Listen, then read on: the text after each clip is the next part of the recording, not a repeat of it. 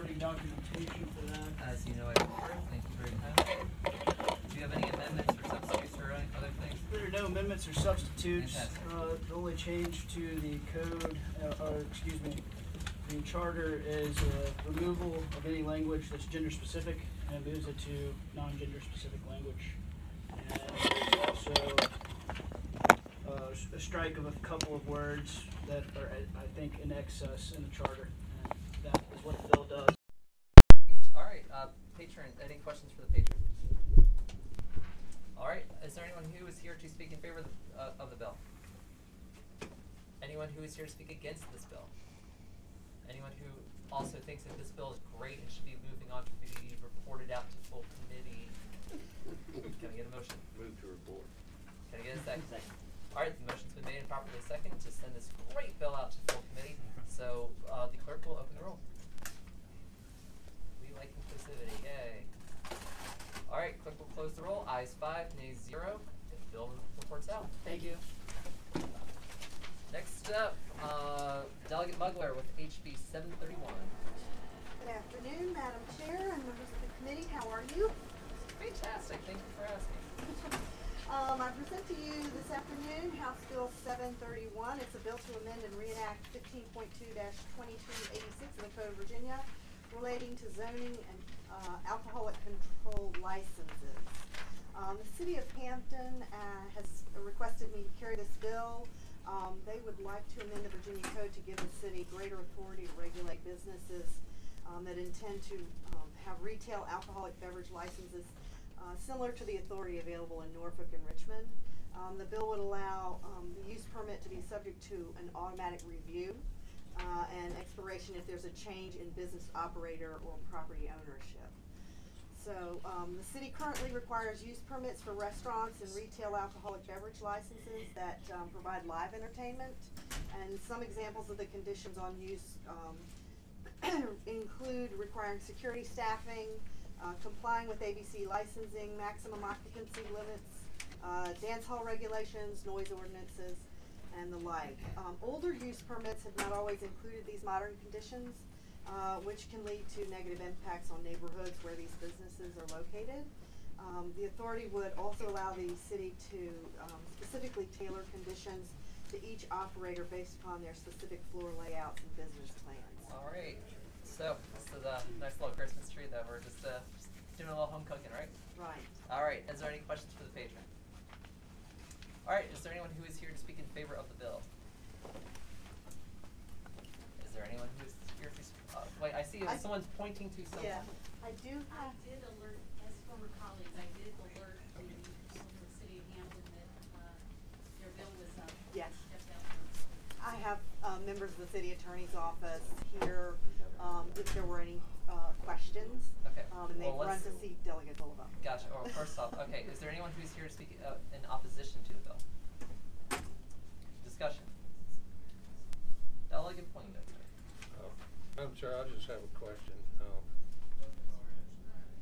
And I know the language is already there. We're just trying to add Hampton to Richmond and Norfolk. Richmond and Norfolk. Sure. So just so we know that the city of Richmond is under line 33, whereas Hampton and Norfolk, those are together at line 28. Yes, but my question is the other language there, does that really mean that before an owner of a property that is running one of these businesses has to get permission from the city to fire somebody and hire somebody else? Delegate Mugler. Well, that was not part of the revision that I was Delegate Mugler, everything bringing. goes through the chair. Sorry, Chairwoman. Madam Chair, I was not, what line are you on, sir? Or just in general? Line 28. Oh, 28. Line 32. 31. Maybe it's a question again. Alright, so here's what I'm going to do Counsel's not here. for transparency's sake. I'm going to read out this section, and then Council, if you'll weigh in, that'd be great. What this part says: the governing body or the Board of Zoning Appeals of the, and this is where the change comes in, cities of Hampton and current statute Norfolk may impose a condition upon any special exemption, and then new language, or use permit, end quote, relating to retail alcoholic beverage control licensees, which provides such special exception, and then new legislation, or new words, or use permit, and will automatically expire upon a change of the ownership of the property, but this is the part that's being contested right now, a change in possession, a change in the operation or management of a facility, or the passage of a specific period of time. Council? I'm not sure I understood Delegate Poindexter's question, but the city wouldn't have any say over who runs the restaurant. But if the restaurant changed hands, changed ownership, for example, then that condition may provide that they would have to, I guess, reapply for a use permit. For the zoning. Madam Chair, question, council. Please say. Can you distinguish between, about ownership? I mean, the owner of the building, the owner of the business is likely, fairly likely to be different parties. So this only addresses, the city could only pull the license and permit if it were ownership of the building versus the business. Change in the operation or management of a facility. So if the business changed management operations, that could also trigger the provision. Any other questions for the patron? All right, now I see that someone is here to speak for the bill. Madam Chair, yes. I'm Deputy City Attorney with the City of Hampton, here to support the bill. Thank you to the committee for considering it. I would just add to, on that point specifically, that our thought there is there's a big difference between one restaurant operator and a subsequent one. There may be no issue at all with one operator, but if we have an opportunity to narrowly tailor the conditions per operator based on their floor area, whether they're having a dance floor, the amount of capacity in the space, we'll have a much better time making sure that there's safety and other public. So just to be clear with this, to go to Delegate Poindexter's point, the city isn't going to be telling the business this is who you can and can't hire, correct? That's exactly so right. So then Matt. what is it that you will be telling the businesses that they can and can't do? Great question. So we have a standard set of conditions and some that we narrowly tailor, but things like, for example, you need to provide 1 security personnel per 75 people in the facility. You need to keep your health and ABC licenses current. You need to think about the noise ordinance compliance and those sorts of safety welfare type issues that we could write. Thank you very kindly. All right, is there any other discussion? Committee operates on motion. Would you report? It's been moved. Second. It's been properly seconded. All right, so the clerk will open the roll.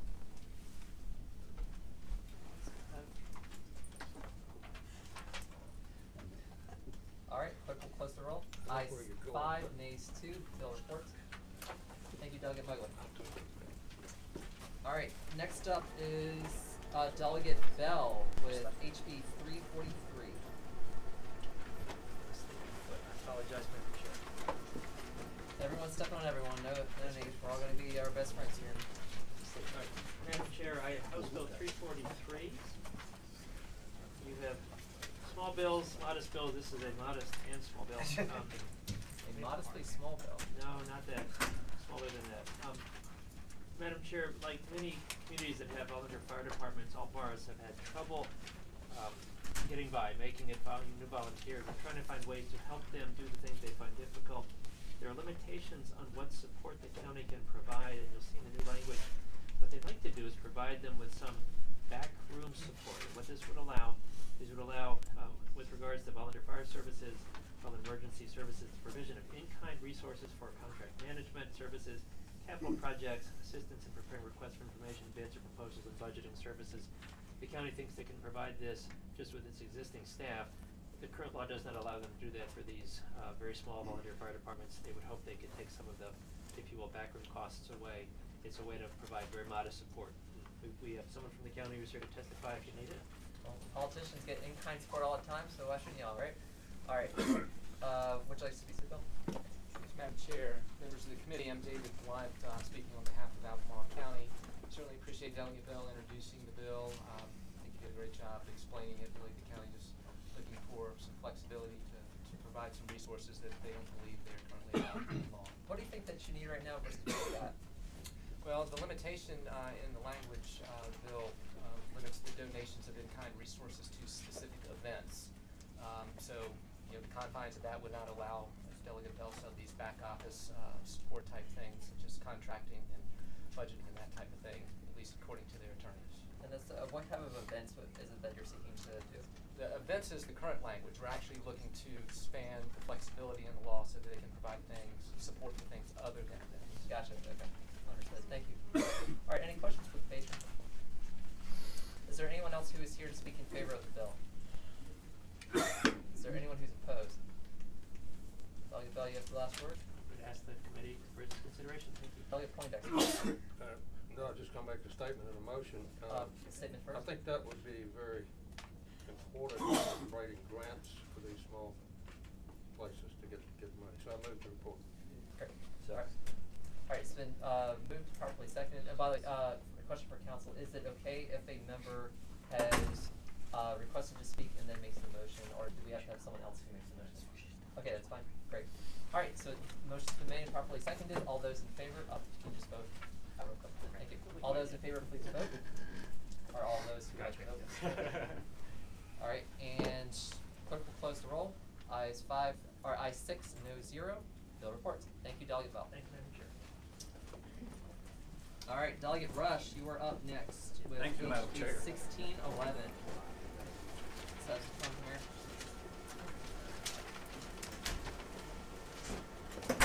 Madam Chair, members of the subcommittee, this bill simply adds the town of Dublin at their request to the other towns listed in this section of the code: Alta Vista, Lebanon, and Wise.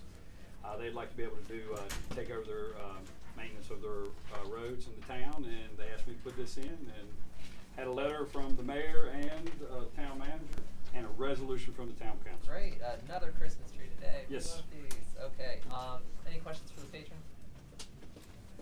All right, is there anyone who is here to speak in favor of the bill?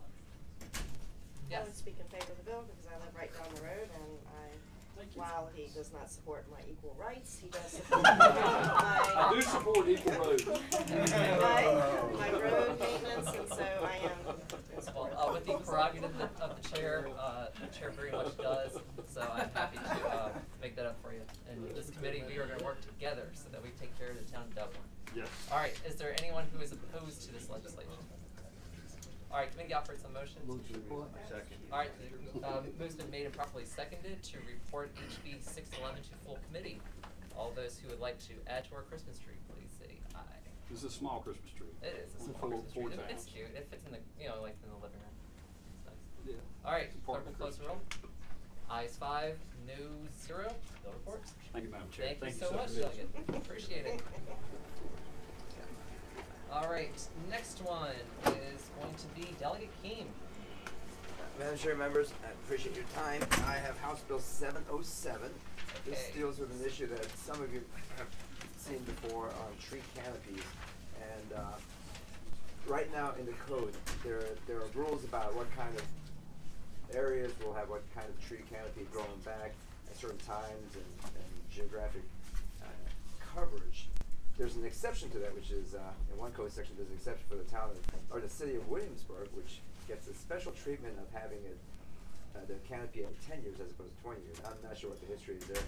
I'm trying to see if I can add the town of Vienna that I represent into that, because the town of Vienna has its own local ordinances, and I'm sure there are many other towns in our community and cities and counties as well who might want to benefit from this type of flexibility. But the town in particular, I've been asked to work on this for a couple of years because we have a lot of tear downs and rebuilds in our neighborhoods. It was at one point a pretty small suburban, small town, and then now we have all these smaller houses being torn down and replaced by big houses, and as a result, all these big trees that have been there for hundreds of years are now being destroyed.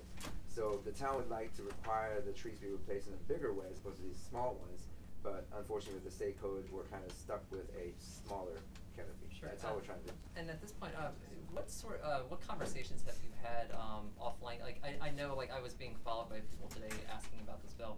Are basically, do we need to put an enactment clause in the bill today, or just, where are we at right now? Well, Madam Chair, the language I have in front of you is one code section where we're adding the town of Vienna to be an exception to the rule. There's another code section where the town of the city of Williamsburg is another exception to the rule. I know there's a little difference because I think this is geared towards Planning District 8, which is Northern Virginia. So we thought this might be the right code section. But if there's another place for us to do this, I tried it in a previous attempt to see if we can maybe provide the same kind of authority for all localities, but we thought that might be kind of too broad because the localities might not want it. So I'm trying whatever way, and I'll throw myself at the mercy of the subcommittee if you think there's a better way to do it. Question for council, this would need a 2/3 majority at the floor, but in committee we can just have a bare majority, correct? Yes. Okay. Alright, discussion. Okay, is there anyone who's here to speak in favor of the bill? Oh, my town folks couldn't make it down here. Okay. I'm sorry. Is there anyone who is here to speak against the bill? Alright, I don't mind helping out Vienna. What's something that's, this is the entirety of the bill. It says, however, the town of Vienna may require at 10 years the minimum tree canopies or covers set out in the subsection. So, to me, that's fine. And at line 215, instead of in no event shall any, it just says, except as otherwise set out in this section, no local tree conservation ordinance adopted pursuant to this section shall exceed the requirements set forth herein. And then it has however, any local ordinance adopted pursuant to the provisions of one section prior to July 1st, 1990 may adopt the tree conservation provisions of this section based on 10-year minimum tree canopy requirements. So, committee operates on a motion. Madam Chair. Okay, well first, Delegate Poindexter. Yes. I understand what they're trying to do, but it may not be possible to grow the canopy in 10 years that you can in 20. So, I mean, is this actually going to stop? Is that a question for the patron? Yes. Sure. Madam Chair, I'd answer the delegate by saying that it is possible because it's done all the time. It's just that we've made a limit on what size. So you start with a bigger tree as opposed to a smaller tree. Obviously, if you start with a smaller tree, it takes a lot longer to grow. If you start with a bigger one to start with, and we see it all the time, especially in other states, obviously, but in Virginia, Williamsburg has this exception, so they have a lot more big, robust trees than other places. And again, this is only for the replacement, so it's not, if you're starting from scratch, I think, at least for us anyway, what we're trying to do is give our town the authority so that for those trees that they're being replaced, that they have that option to require something bigger. Okay. Well, committee operates on motion. Move to report. Do we have a second? Second. Second. Alright, then the clerk will open the roll. Please cast your vote.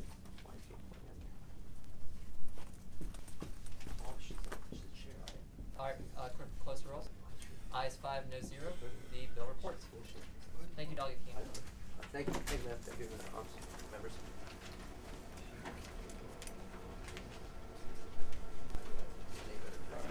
At this point, seeing as Delegate Collins is the only delegate left in the room who's not sitting at the table right now, why don't you join us at the table, Delegate Collins, and tell us about this wonderful bill that you have.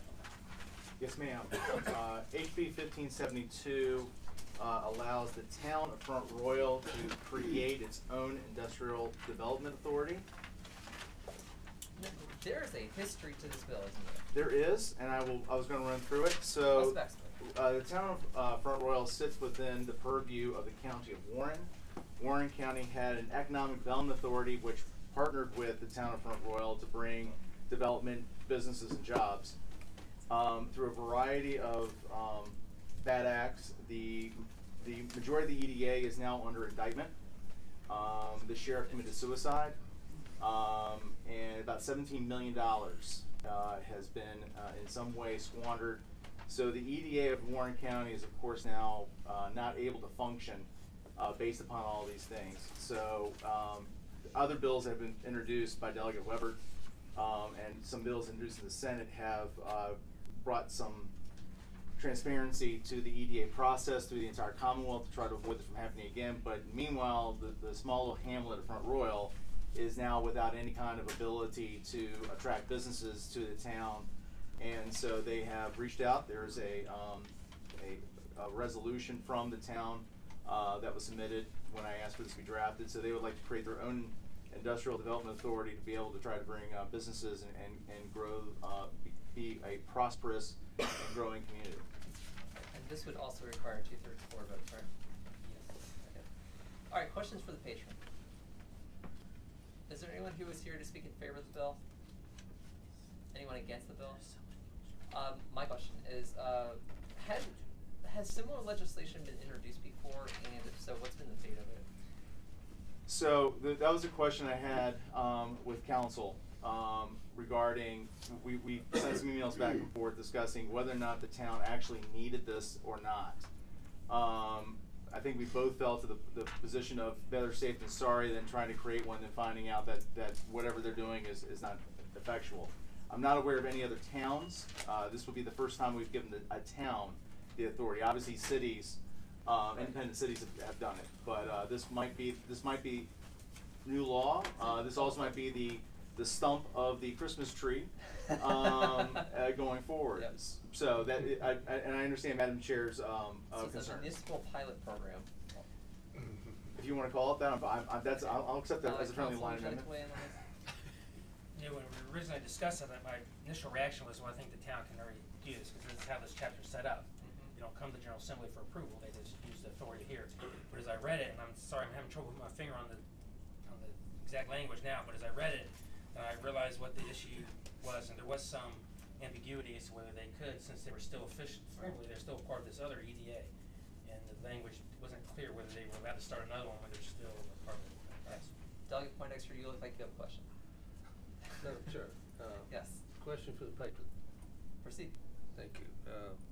How about, do you have any input from the county, from Warren County, on this proposal? Madam Chairwoman, I will respond that no one from the County Board of Supervisors has expressed anything to me or to the other delegates or to Senator Openshane in opposition to this. Obviously, Board of Supervisors were also under indictment for a variety of other malfeasance. So it's a show. So I exactly. So I will say that the ability for them the ability for Warren County or Front Royal or combined is extraordinarily hamstringed at this particular point in time, and they do have some leads on some data centers and things like that moving out to Warren County that of course come to a stop now, Sure. and we're hoping to re-engage that again. So last question then I have, and then I'll go back to Delegate Poindexter here, is can they be trusted with this authority? Madam Chairwoman, that is a very valid question. And once again, I'm carrying the IDA. Delegate Weber carried some transparency and making sure there's some accounting. Obviously, the Board of Supervisors, as the EDAs have been set up now, the Board of Supervisors appoint the members of the EDA board, and then they have what we say is oversight, which is a broad word for, hey, is everything going well? And they say yes, and then $17 million later, everyone goes, oh, we should have been looking a little more closely. And Delegate Collins, you do realize that if this gets out and something goes wrong, this is on you, right? I look forward to seeing my name in the grand jury indictment list along with everybody else. So, Great. Delegate Poindexter? A question for council. This situation with the county is going to take some time to clear out.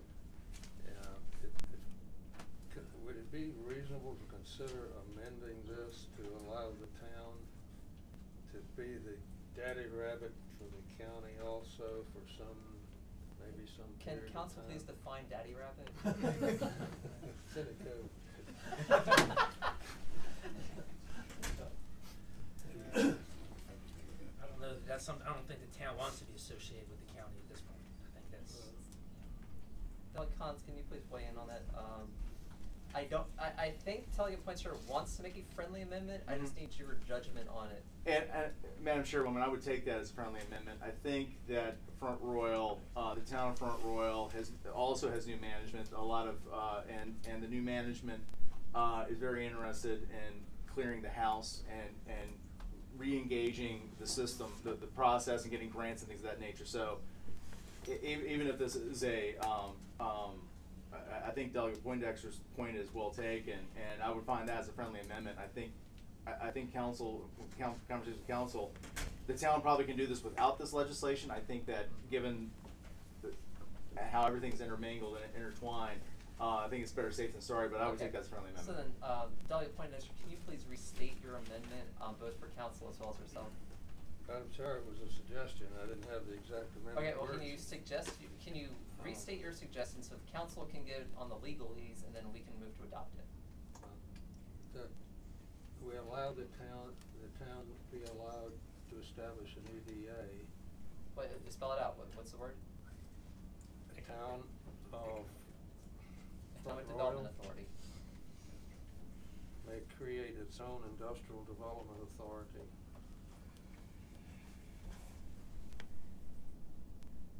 And include Warren County economic development activities for up to 5 years. Beginning July 1st, 2020?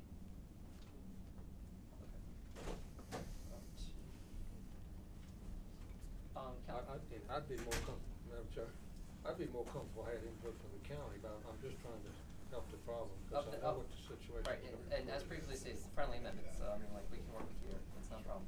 Alright, so up to 5 years, beginning, well, I guess we should probably add as expiring, beginning then July 1st, 2020. And sure, when I think of sunset clause, maybe is, and then that way, if things smooth out, Yep. you know, a delegate not under indictment could probably come back down and extend that if they needed to be. Well, I'd like to think you're not under indictment. Well, I was confused with Congressman Chris Collins, who's also now Uh-huh. serving a federal sentence, so Yes. I just, it's fine. As someone who went to college in Western New York, I mean, like, I'm so proud. Alright, Council, would you like to restate the amendment for us, with whatever legalese needs to be, applied for us to put this in proper place right now? Madam Chair, I suppose we could just simply add a new sentence at the end of the paragraph. Okay, so this would be line 90 after chapter. Reading, I can work on the language, but the town of Front Royal may also include economic activity within Warren County for a period expiring July 1, 2025.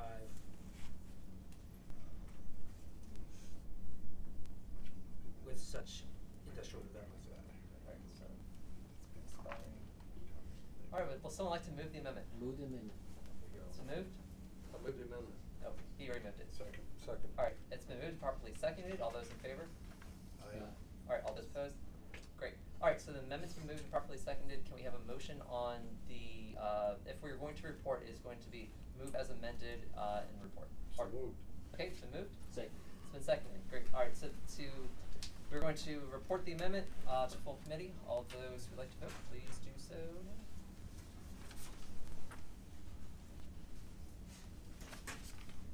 We are missing one vote. There it is. Okay.